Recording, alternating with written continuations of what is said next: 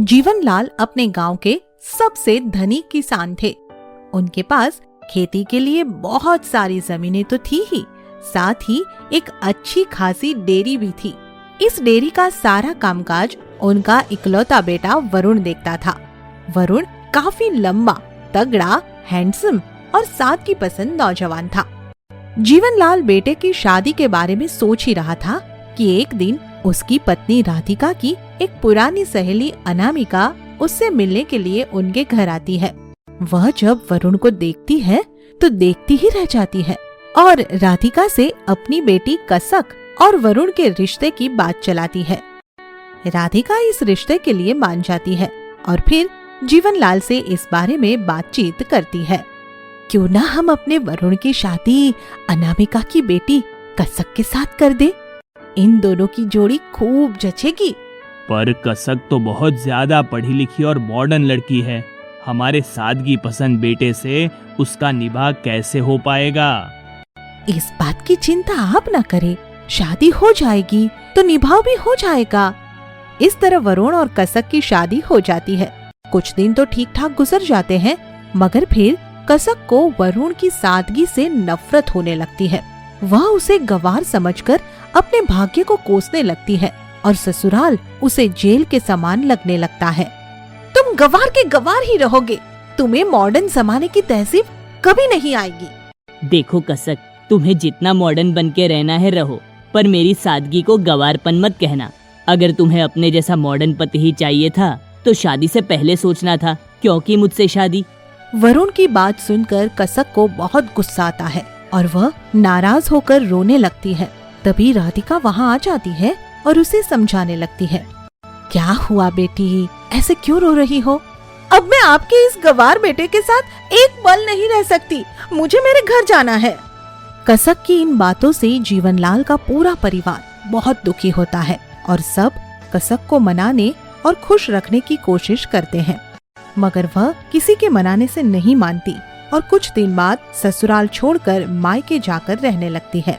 कसक के इस बर्ताव से वरुण के दिल को गहरी ठेस पहुंचती है और वो गुमसुम सा रहने लगता है। बेटा, बहू बेवफा निकली, अब उसे भूलने में ही भलाई है। ये सब मेरी सादगी के कारण हुआ है माँ। अगर मैं औरों की तरह मॉडर्न होता तो शायद ऐसा कभी न होता। चाहे जिस कारण भी हुआ हो, पर अब भूल जाना ही अच्छा है बेटा। इस तरह कुछ दिन तो बीत जाते हैं और फिर वरुण के पास कसक की एक खास फ्रेंड का फोन आता है। वह वरुण से मिलना चाहती है और फिर दोनों शहर के एक होटल में मिलते हैं।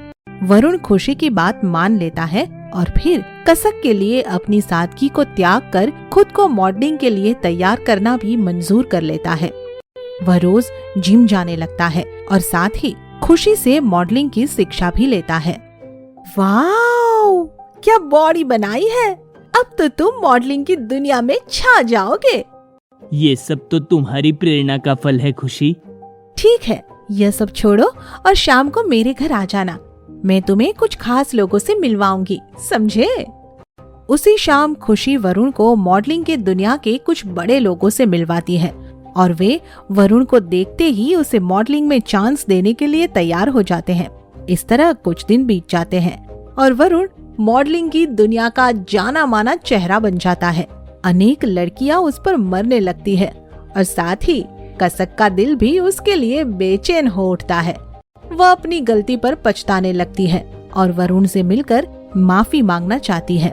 कुछ दिन ऐसे ही बीत जाते हैं और फिर एक दिन खुशी कसक को वरुण से मिलवा देती है। मुझे माफ कर दो वरुण, मैंने तुम्हें पहचानने में भूल की और तुम्हारे साथ बेवफाई की। भूल जाओ इन बातों को, बस ये बताओ कसक कि अब तो मैं तुम्हारे लायक हूँ ना? अब तो गंवार नहीं रहा। मुझे अक्ल आ गई है और अब तो तुम जैसे भी रहोगे मेरे लिए तो मेरे हीरो ही रहोगे। अच्छा, ये बात है।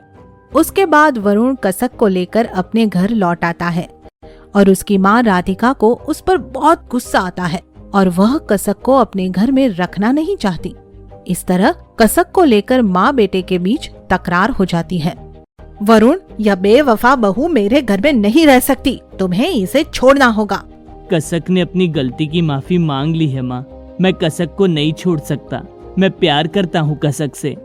वरुण का कसक के प्रति इतना गहरा प्यार देखकर अंततः जीवनलाल और उसकी पत्नी राधिका भी अपनी बहू कसक को माफ कर देते हैं और उसे फिर से अपनी बहू के रूप में स्वीकार कर लेते हैं। ठीक है, जब तू इसे इतना ही प्यार करता है तो रख सकता है घर में। अब आया मजा, सब मिलजुल कर खुशी खुशी रहेंगे। और फिर उस दिन के बाद से सब खुशी खुशी मिलजुल कर साथ साथ रहने लगते हैं। ऐसे ही मजेदार वीडियो के लिए सब्सक्राइब जरूर करें और घंटी दबाना ना भूलें।